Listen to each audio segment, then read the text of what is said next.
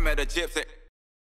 So, with one of the you kind of like touched on a little bit before, but you talked about like riders with beef. So you got like Axel and Colby. Obviously, there's past kind of issues there.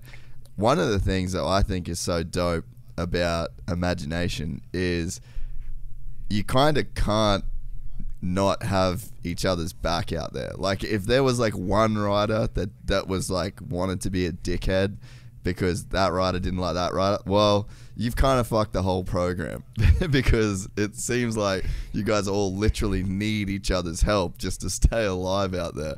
So there's a certain, hey, Axel needs Colby to literally stay alive. Yeah.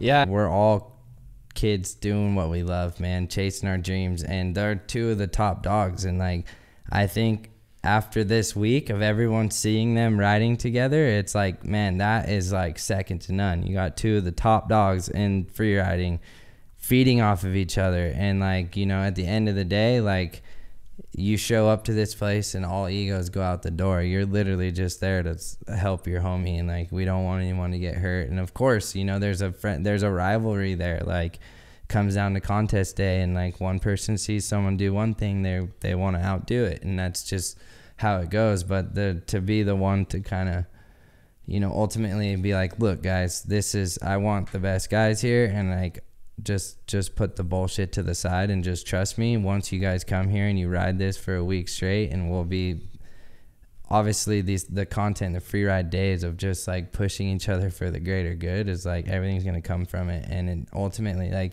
you saw Colby's interview, like he's never really ridden with Axel like too much, you know, obviously their beefs and whatever, but to see them together and riding together, and like, dude, it was insane. Like people are chomping at the bit to see that, you know. And ultimately, social media, it's like it creates a divide, and people think what they want to think, and it's Colby or it's Axel or whatever. But like, fuck all that. Like, we're riding dirt bikes, and we're giving you guys like, this is the best dudes in the best place, like enjoying it together. So ultimately, I think it was cool to be able to get them both out, and it seemed like, of course, they're rivals now. You know, they've always been rivals. They've had their beefs, but at the end of the day, like, you can kind of put that shit aside and enjoy your dirt bike with your friends, and ultimately creating content. And it's like, man, if like at times, if like we could just all work together, like we could be nonstop creating dope shit, you know? Yeah, I mean, I feel like those guys, there's an element where you look at some classic rivalries, dude, like Andy Irons and Kelly Slater.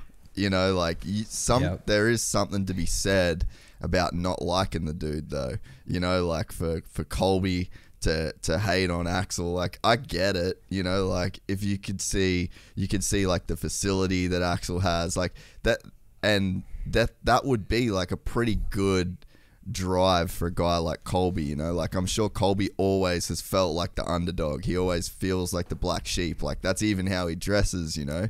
So it's like there's got to be an element of kind of fuel that comes from that rivalry. So it does make sense.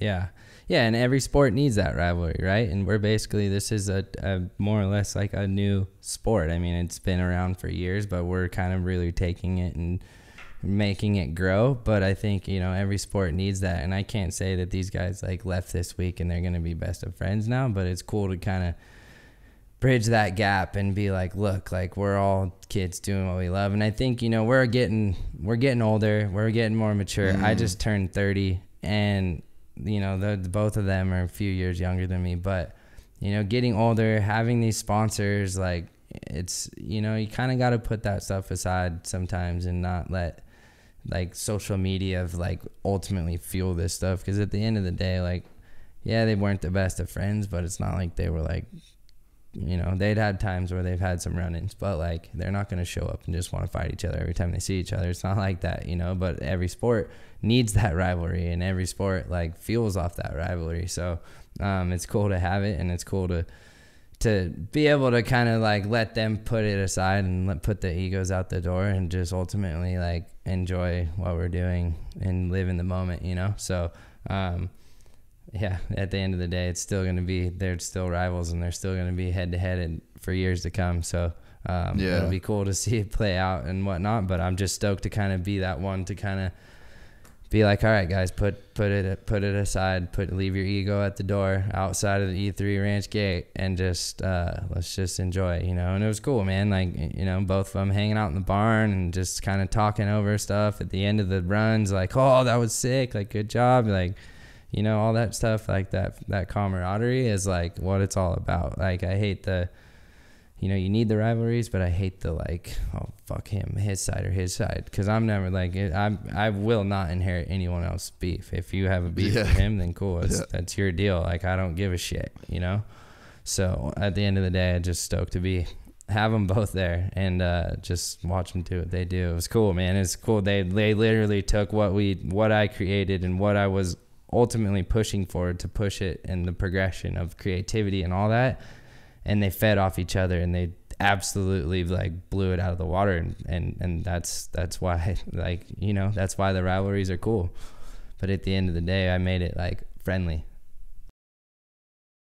If you enjoyed this content, please like and subscribe. And to listen to the full 3-hour podcast, search Gypsy Tales in your favorite podcast platform or click the link in the description below.